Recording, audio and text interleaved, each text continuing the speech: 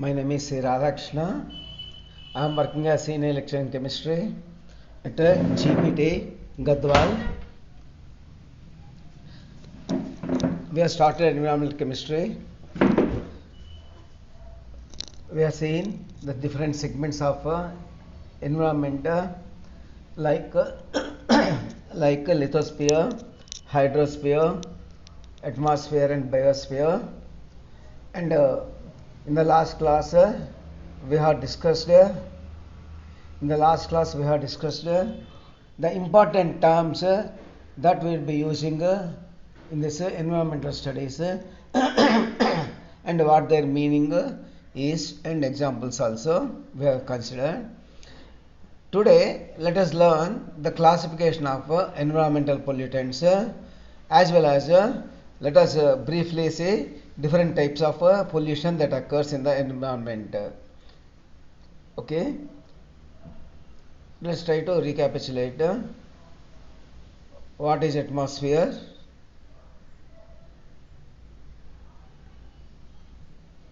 Hello.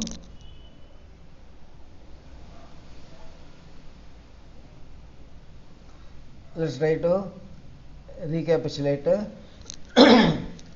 what we learned in the atmosphere. Atmosphere is the air bubble. Okay, it is the air bubble.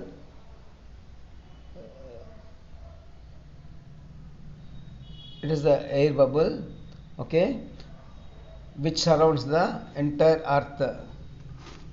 Atmosphere is the air bubble which surrounds the entire earth. Atmosphere consists of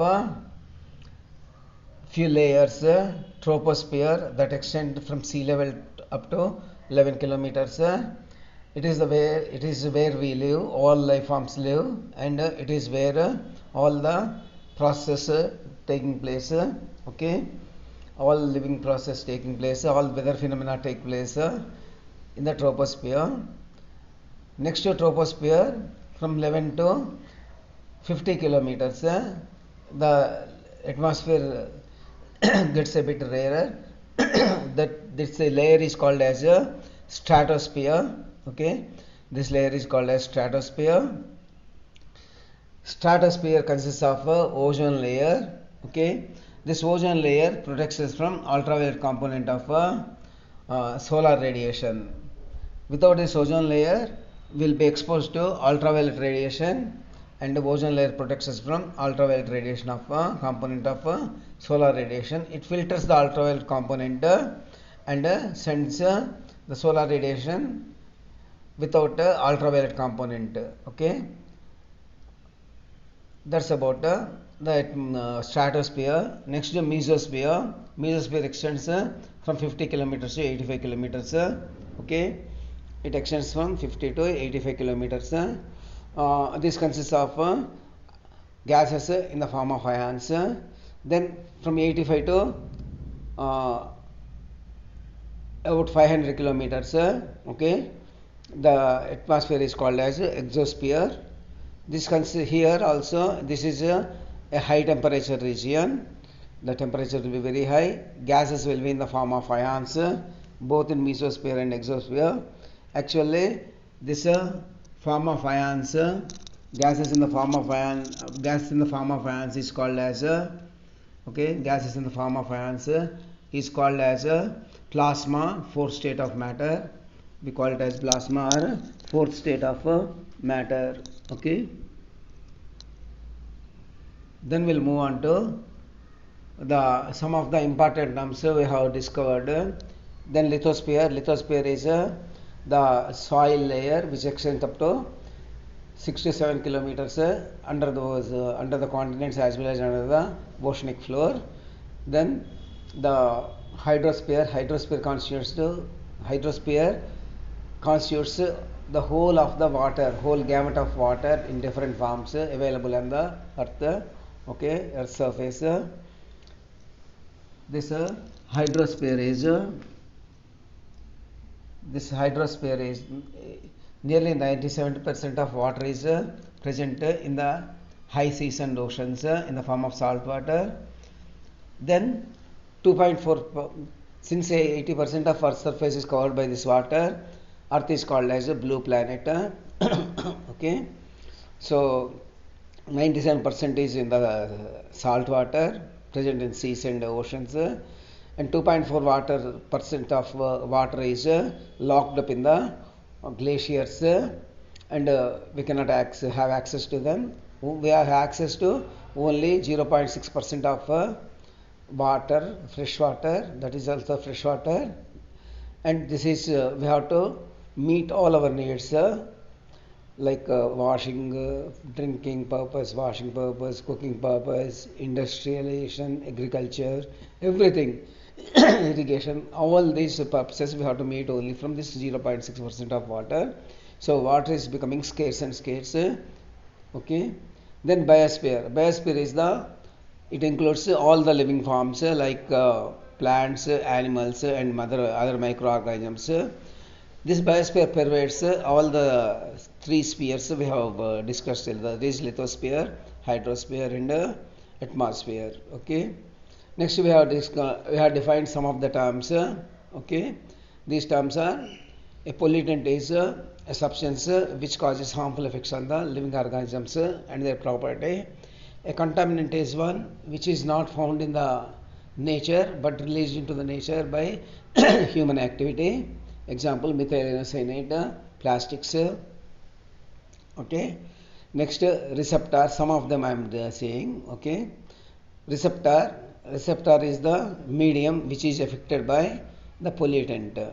Smoke affects our eyes. Okay. Smoke is present in the room. It affects our eyes. Eyes is the receptor. Okay. Affected by the pollutant smoke. Likewise, sink. Sink is a medium which absorbs. Sink is a medium which absorbs the pollutant and interacts with the pollutant for a long period of time. Okay, that's called as sink. For example, oxygen and carbon dioxide are absorbed, highly soluble in water. They are absorbed by huge water bodies like oceans and seas, rivers, tanks. Okay, and they dissolve that, they interact with the carbon dioxide as well as the oxygen for a long time. Okay, that is a sink. Okay, forests also act as sinks of carbon dioxide. They absorb carbon dioxide. Likewise, you have particulate matter. Particulates are solid and liquid particles of minute size, very minute size, dispersed in the air. They remain floating in the air. They remain suspended and floating in the air. They don't settle down. They are of the colloidal dimensions. They act like colloids. Okay. Examples: dust, smoke, fog, mist, etc. Then dissolved oxygen. This is the amount of oxygen present dissolved in the given water body. Okay.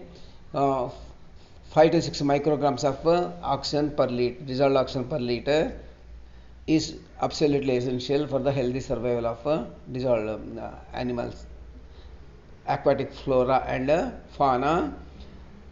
Then BOD, biological oxygen demand. It is the amount of oxygen required by microorganisms.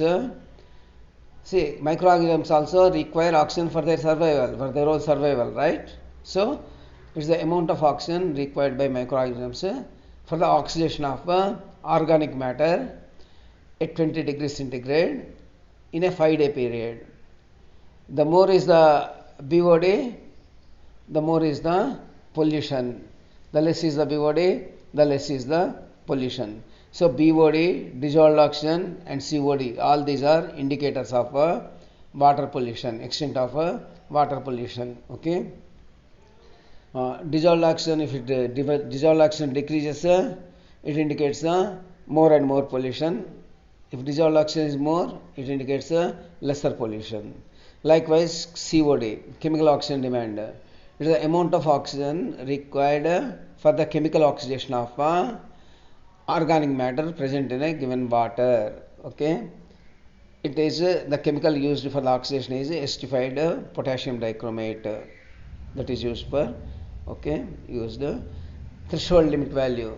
Threshold limit value is the maximum extent of pollutant present in the environment which on exposure to an industrial worker continuously for 8 hours will not cause any harmful effects. That's the limit. Okay, that's called TLV, threshold limit value.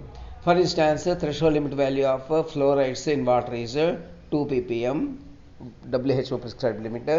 Likewise, TLV, threshold limit value of turbidity in drinking water is 10 ppm, 10 parts per million. Okay, so yesterday in the previous classes we have discussed the important the introduction to the environment, different segments of environment we have discussed, as well as we have also learned some of the important terms of environment. Okay,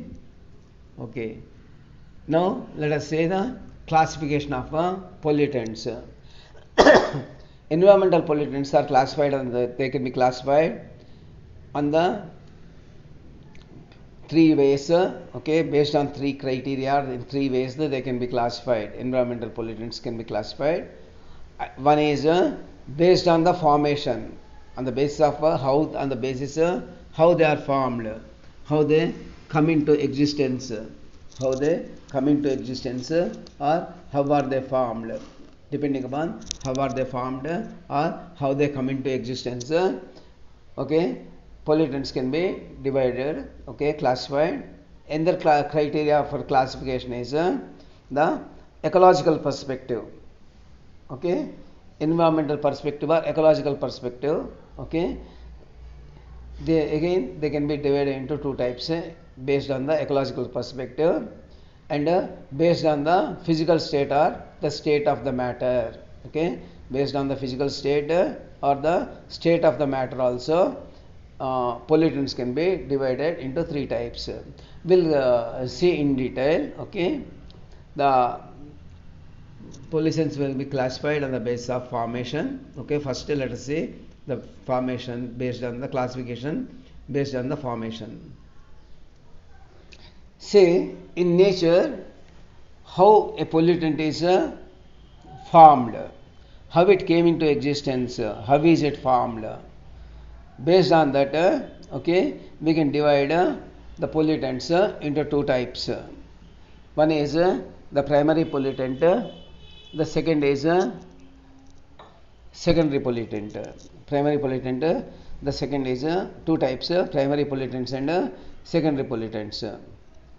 Okay, primary pollutants are those pollutants which emanate or which are formed, which come from or emanate from or which are formed from a known source. Okay, let us say the primary pollutants. Okay, these are the pollutants which are released from identifiable source. Okay, where they are coming from you can easily know. For example, we are cooking food, we are burning wood on a wooden stove, or on a wooden stove we are preparing food, we are cooking food, and we are using wood as the fuel. Okay, on burning the wood, lot of smoke comes out, lot of carbon dioxide will come out, and wood will also contain sulfur content. It will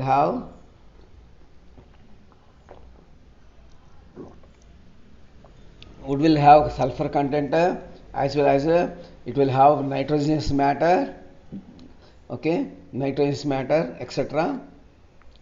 So when we burn this wood, all these get oxidized, the sulfur content turns into sulfur dioxide and sulfur trioxide, and oxides of nitrogen content present, that will be turned into oxides of nitrogen, different oxides of nitrogen, nitric oxide, nitrous oxide, dinitrogen trioxide, like that. 5 nitrogen oxides are there, it will turn into them. So you know now where your sulfur dioxide is coming from, where your oxides of nitrogen are coming from, where your smoke is coming from. Okay, all these are coming from burning of either wood or burning of fossil fuels like petroleum, diesel, kerosene, etc. in internal combustion engines or for cooking purpose. Petrol and diesel are used in the internal combustion engines and they also, and the exhaust gases, there will be a lot of pollutants, okay. And kerosene can be used for cooking, okay, for cooking. So on burning of these certain common pollutants like oxides of sulfur, oxides of nitrogen, okay, carbon monoxide, carbon dioxide, smoke, all these things will emanate or released, okay, from burning of these fuels. So you are able to specify or identify or know where these pollutants like oxides of sulfur, oxides of nitrogen, carbon monoxide, carbon dioxide, smoke, where are they coming from? From which source? Okay, so the primary pollutants are, these are all called primary pollutants because they are emanating from identifiable sources.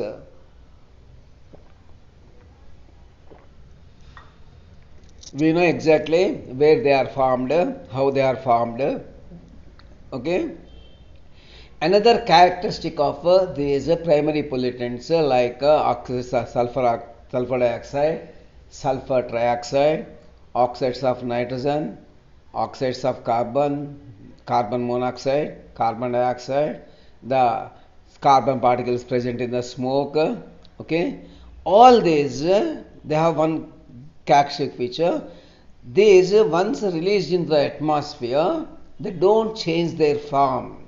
Usually they don't react with any other element, environmental constituents, but they will remain as such almost in the same form in the environment for a long period of time, causing pollution. They don't change at all, okay.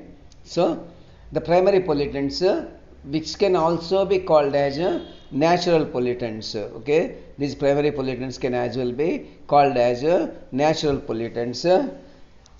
These pollutants come from an identifiable source, okay. They come from an identifiable source, that is we will be able to pinpoint by what actions they are being released into the environment, by what process they are coming into existence, okay. So they are being produced by directly from our actions, so we can call them as natural pollutants or primary pollutants, okay. So we can directly identify the source, okay. Secondly, another characteristic feature of these is they are highly stable and remain in the same form they are released into the atmosphere or environment. They don't change their form much. Over a period of time, long period of time, they exist like that only, in the same form, okay. This is about the primary pollutants, okay. Examples are sulfur dioxide, oxides of nitrogen, carbon monoxide, smoke, etc. These are all. Sulfur dioxide remain in the same form, oxides of nitrogen will also remain in the same form, carbon monoxide once formed it remains as a carbon monoxide. All these are quite stable, okay. So they remain in the same form mostly, okay. Then secondary pollutants.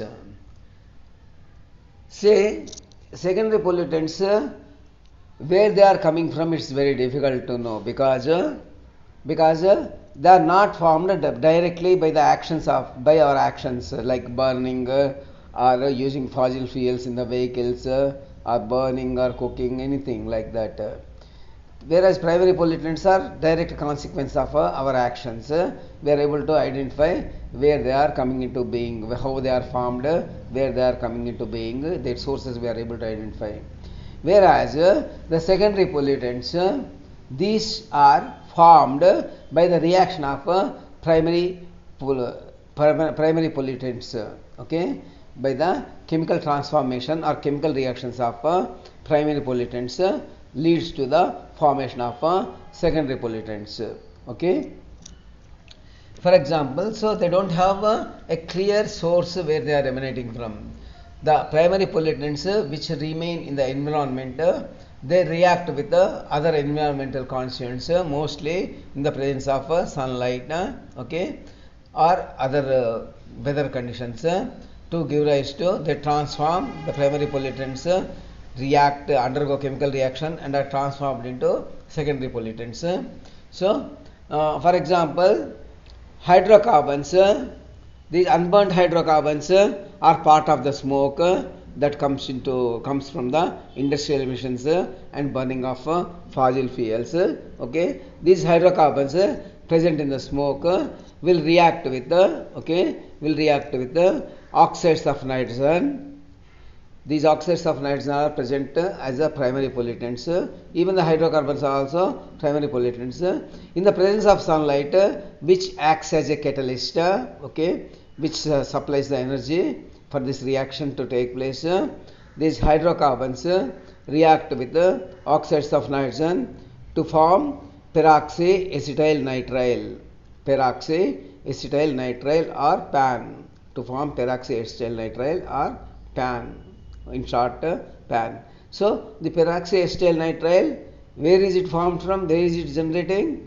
You can't say the source from here it is coming from this action it is coming from. You just can't say, because the primary pollutants themselves are reacting in the environment to transform into this, to form this secondary pollutant, PAN, peroxyacetyl nitrate.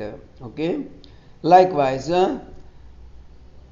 oxides of sulfur or oxides of nitrogen or oxides of carbon monoxide, carbon dioxide, sulfur dioxide, sulfur trioxide, oxides of nitrogen, all these when environment is heavily polluted with these oxides, all these oxides are oxides of non-metals. Okay, these are all oxides of non-metals, oxides of carbon, oxides of sulfur, oxides of nitrogen, oxides of phosphorus, etc. All these are oxides of non-metals, and they are acidic in nature. The oxides of metals are basic in nature, whereas the oxides of these non-metals are acidic in nature. When the environment is heavily polluted with these oxides, okay, when it rains, when rain occurs or when it rains, these oxides will dissolve in the incoming rain, okay, in the rain, and when they dissolve in the water, they become acidic. The water becomes acidic, so they cause so these small quantities of dissolved oxides of non-metals like oxides of sulfur, oxides of nitrogen, and oxides of carbon. When they dissolve in the water, incoming rain, they cause the rain to be acidic in nature. Such rain we call as acid rain. Okay, acid rain.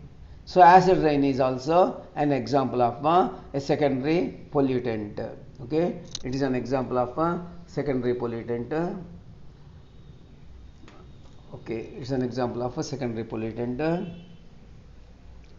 Next we will go for smog. Smoke combined with fog. Smoke, heavy smoke, and mixing with fog,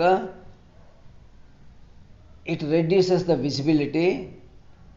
Okay, first it reduces the visibility, and it creates instant respiratory problems. And consequent health deterioration.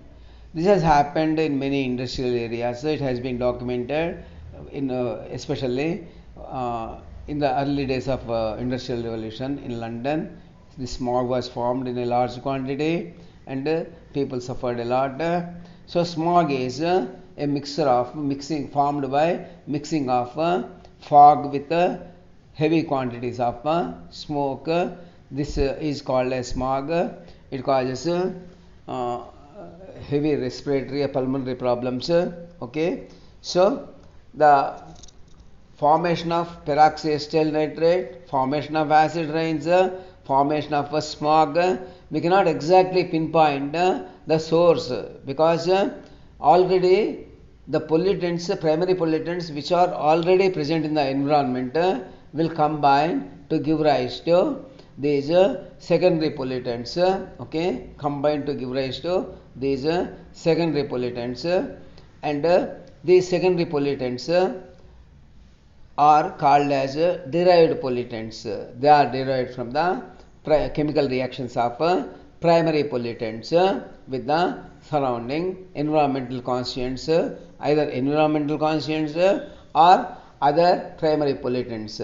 For example, in the case of acid rain, formation of acid rain and smog, in the case of acid rain, okay, the acidic non-metallic oxides, they are reacting with, they are dissolving the environmental constituent of rain and causing the rain to be acidic.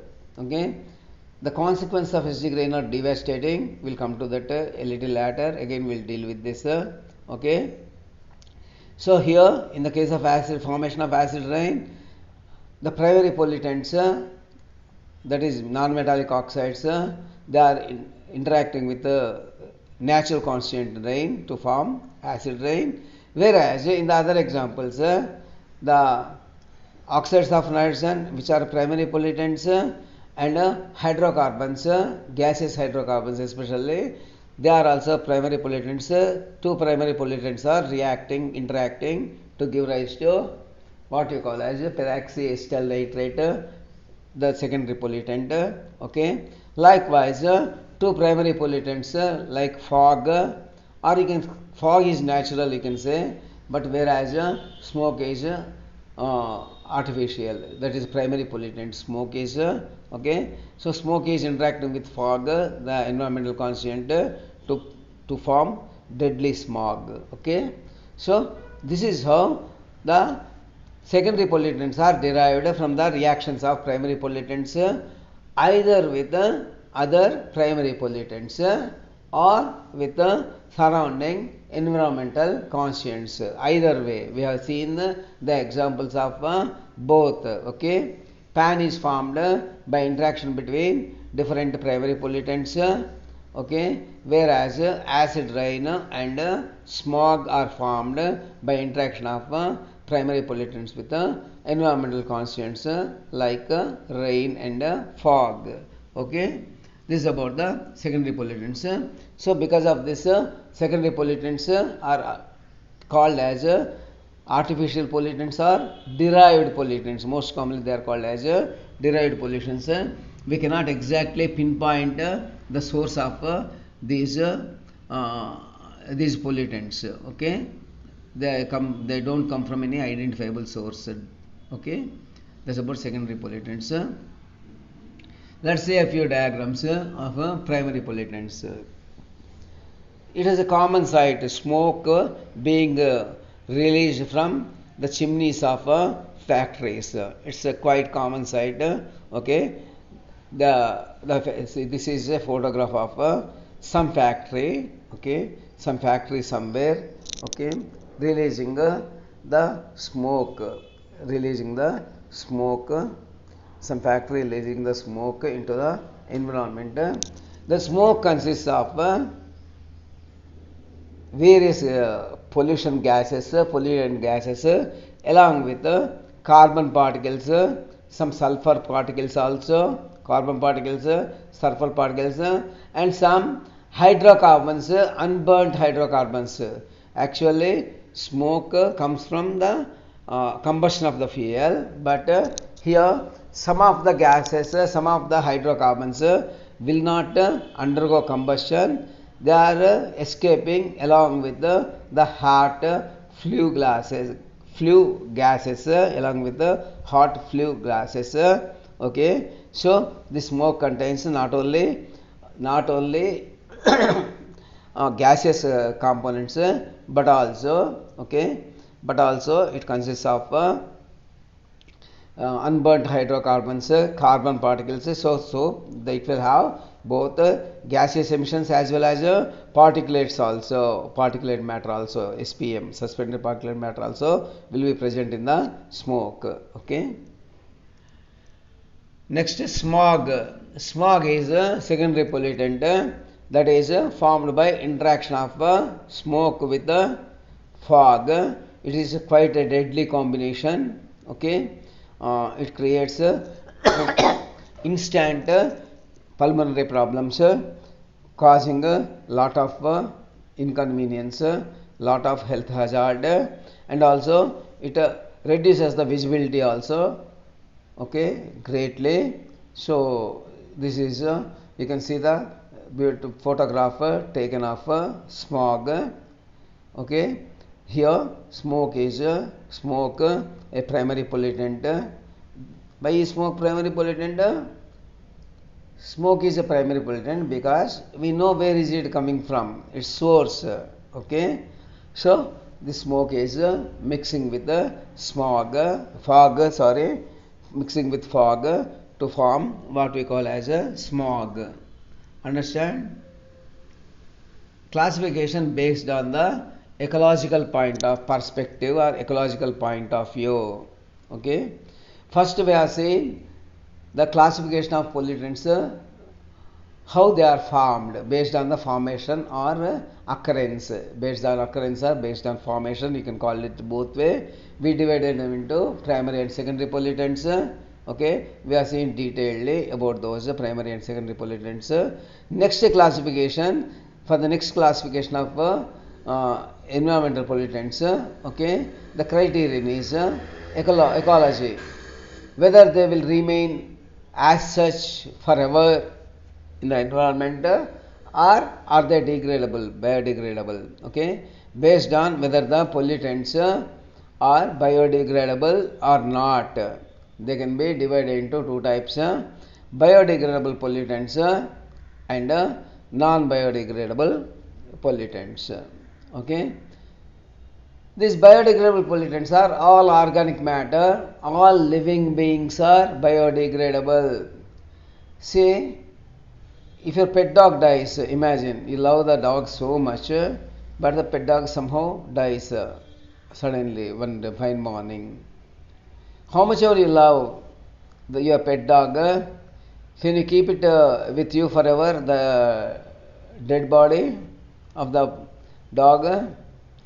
Not only of dog, even our own family member, once he or she is dead, will not keep the body.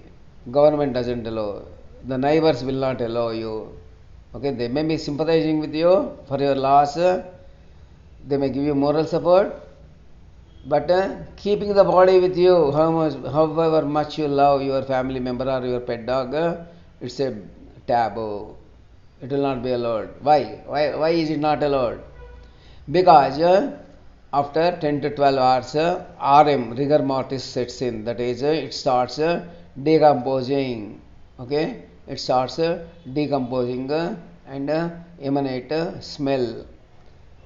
What is happening? It being inorganic in nature, our bodies they are decomposed by microorganisms. Okay, and these microorganisms will recycle them back to nature. Okay, so all these our vegetable remains, okay, our domestic waste, our excreta, human excreta, animal excreta, human bodies, bodies of all living organisms like animals, even plants, plant leaves, all these are made up of organic matter. They are as such, they are all biodegradable. They can be degraded or decomposed or plowed back. They will be plowed back into nature by means of microorganisms. Okay, they become again part of nature. All the components again will become part of the nature, and they will be used by plants and other microorganisms. Okay, so this is about the so we can divide pollutants from the ecological point of view into two types, biodegradable. These biodegradable pollutants are again recycled to the form back into the nature, okay, by the action of microorganisms. All biodegradable pollutants are recycled back, their constituents are recycled back into the nature in the form of by microorganisms like bacteria, fungi, viruses, whatever it is. Whereas the other type of pollutants based on the ecological perspective are non-biodegradable pollutants. The salts of heavy metals like heavy metals are metals like mercury, aluminum, arsenic, bismuth, iron, salts of all these, DDT is a pesticide, and all the plastics that we use day in and day out, all these are non-biodegradable. Once they are released into the environment, they will remain as such for a long period of time, pretty long period of time, causing pollution. The pollution caused by this is very real pollution, very real and very highly effective pollution. It is damaging the environment and causing untold problems to us. Okay, untold problems to us. Okay, so this is about these are the two types of biodegradable and non-biodegradable pollutants. Again, a biodegradable pollutants. These are the pollutants which can be decomposed by microorganisms like bacteria, and constituents are plowed back to the nature, recycled back to the nature, reintegrated into the nature. The products of decomposition are useful to the ecosystem because they can be absorbed again by other living organisms, utilized by other living organisms. So the products of this decomposition is useful to the ecosystem. Example, domestic sewage is being decomposed. Okay, example, domestic sewage is decomposed by natural process. As I told you, the bodies of living organisms is also bodies of living organisms also are being degraded and again recycled back to the nature. Okay. Example, all this domestic waste, the waste of peels of vegetables, pieces of the peels of fruits, okay, the pieces of vegetables, even the excreta, human excreta and animal excreta, all of them are biodegradable. They are also, especially the main characteristic of this domestic waste is it is very high in the bacterial load. Okay, very high in the bacterial load. Since this high bacterial load will quickly decompose and recycle these constituents back to the nature. Okay, it will be recycled back to the nature. Okay, non-biodegradable pollutant. The pollutants which can't be decomposed by microorganisms like bacteria, mercuric salt, iron salts, aluminum salts, DDT, plastics. Okay, once they are released, these pollutants are released into the environment, they will remain in the environment as such. They will remain in the environment as such. They don't decompose. Okay, they cause enormous pollution. And today we are increasingly using, because of our progress and because of our living, apart from living, we are living apart from nature, against nature. Even if nature is cool outside, we will be warm in our houses. If nature is very hot outside, will be cool in the homes. Okay, so for many of our comforts, for cleaning process, many things we are using, making use of many substances,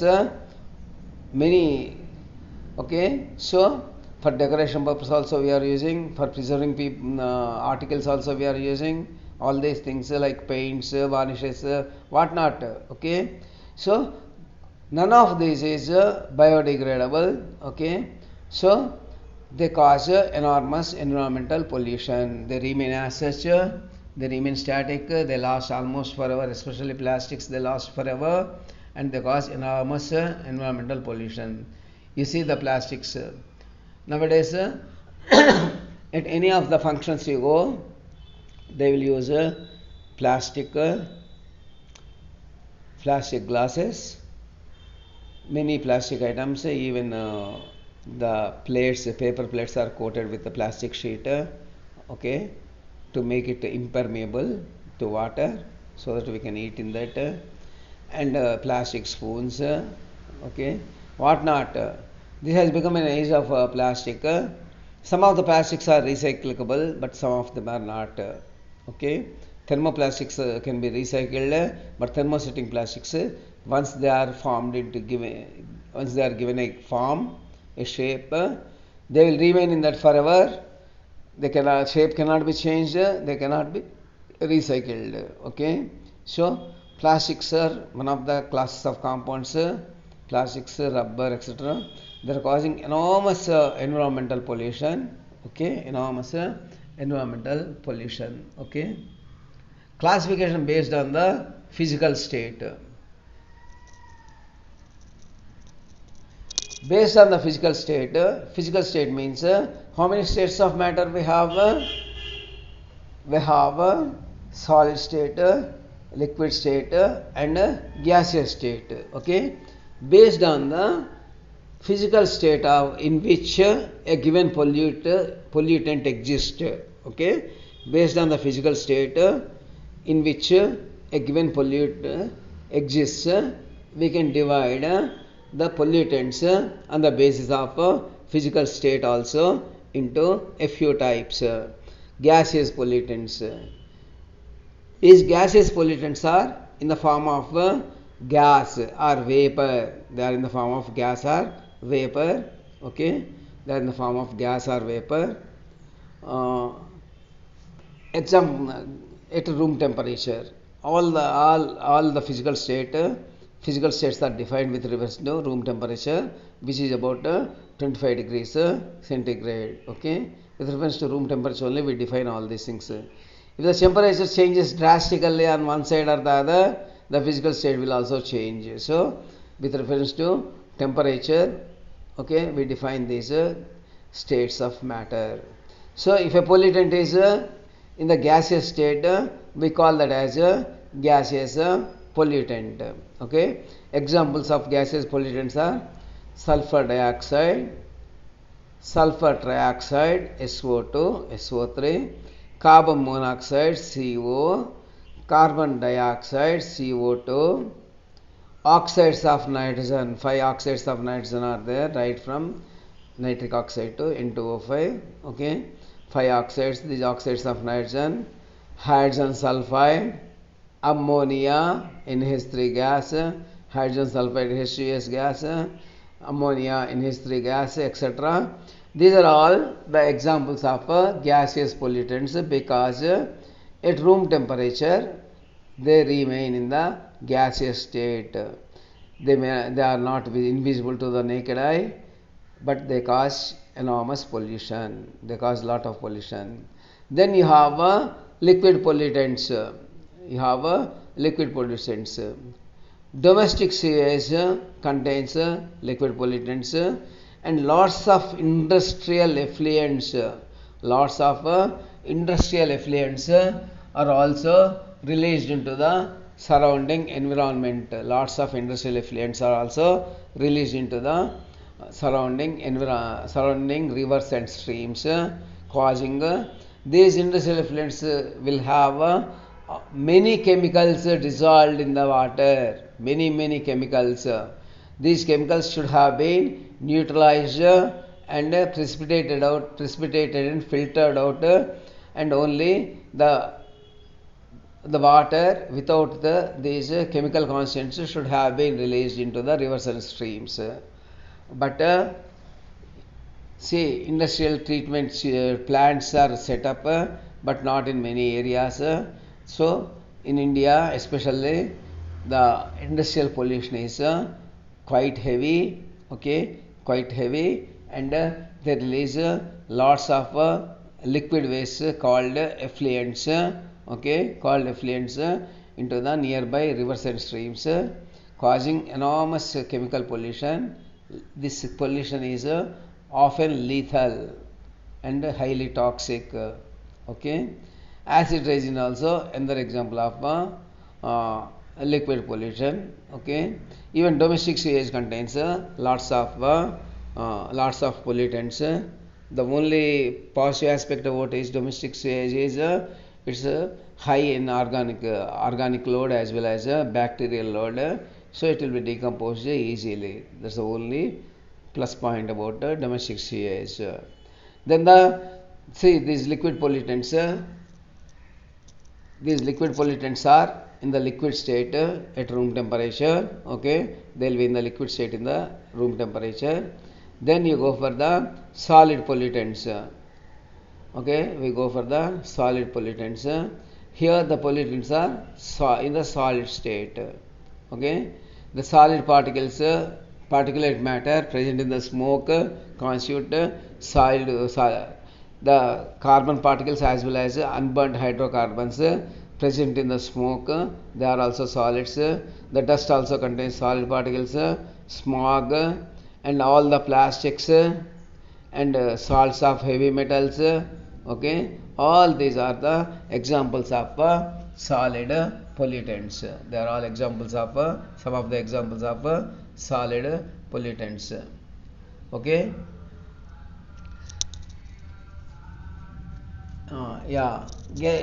Coming to gaseous pollutants, okay, again we are repeating, okay.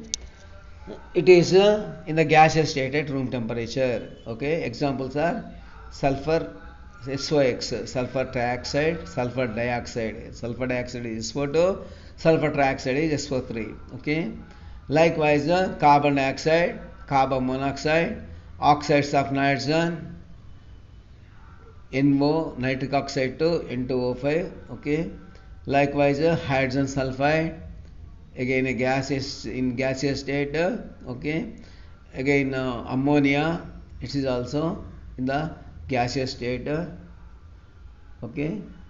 Next example of smoke, it contains gases. Smoke can be classified both as a gaseous pollutant as well as a solid pollutant also. It's a mixture of both. It contains gases, waste gases, as well as it also contains solid particulate matter, okay. It's a mixture of both of them. Then liquid pollutants. Next comes liquid pollutants. It is a pollutant which is in the liquid state at room temperature. Example is domestic sewage.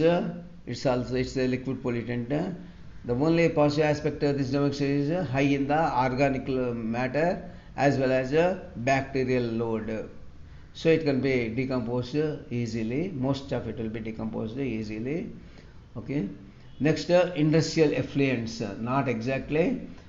Industrial waste, industrial effluents, liquid waste from the industries, okay, are called as industrial effluents. EFFLUENT, industrial effluents. Next, oil rain, acid rain, okay. Next, oil spillouts from cargoes. Say, crude oil especially, will be carried in huge oil tankers. Oil tankers means huge ships here, we mean huge ships. Sometimes they may sink or some problem may develop and oil may spill over into the seas and the oceans. On the ocean surface, water surface, oil spills will form, okay. These oil spills spread over the water surface, they cut off oxygen supply, okay. They cut off oxygen supply. Oxygen keeps on dissolving, it's in the water, it is a continuous process. When oil is spilled over the water surface, okay, this oxygen stops, oxygen is prevented from dissolving in the water, so dissolved oxygen decreases and aquatic flora and fauna face death, okay. Next, runoff from lands. Runoff from lands also agricultural fields, okay, which contain a lot of fertilizers and insecticides on the soil, okay, that will also float, that will also along with flowing water will go to the rivers and streams, okay. The example of domestic sewage, okay, we have seen many of such cases, and manholes leaking, overflowing, all these things we have seen. Next, industrial effluents. Industrial effluents being discharged into the nearby tanks, rivers, and streams. This is very high source of very toxic pollution. Okay, this is one example. One example. Industrial effluents. This is another example. Okay, industrial effluents being directed into rivers and streams. Okay, so industrial effluents 3. This is also an example of industrial effluent being released into the rivers and streams. Okay, oil spill out. Okay, this is an example of oil floating on the water. If you can see carefully, you can see. Okay, solid pollutants they are in the solid state. Smoke, solid particles in the smoke, dust, smog, fog, particulates, pollen grains.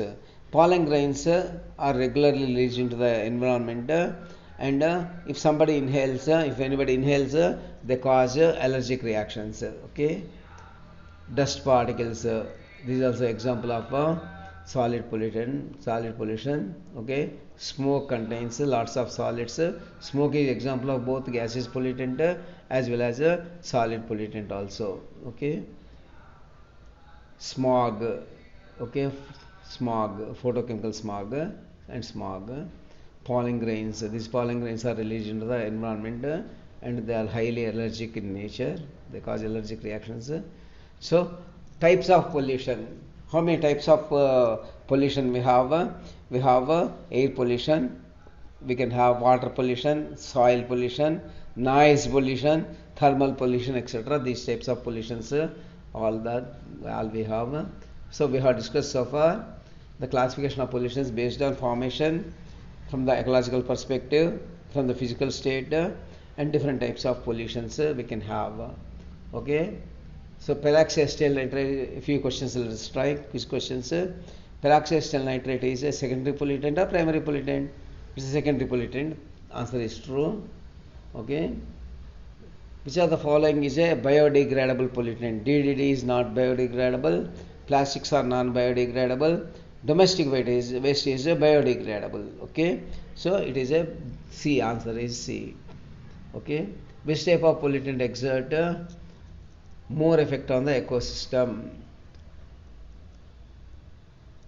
Maximum effect is comes from non-biodegradable pollutants, because they remain as such unaltered. Okay, they remain for almost forever in the ecosystem. So non-biodegradable pollutants okay, cause most effect on the frequently asked questions here are, okay, explain primary and second pollutants with suitable examples. Write a short notes on biodegradable and non-biodegradable pollutants. These are the questions frequently asked. Okay, with this we conclude our lecture. Thank you everybody.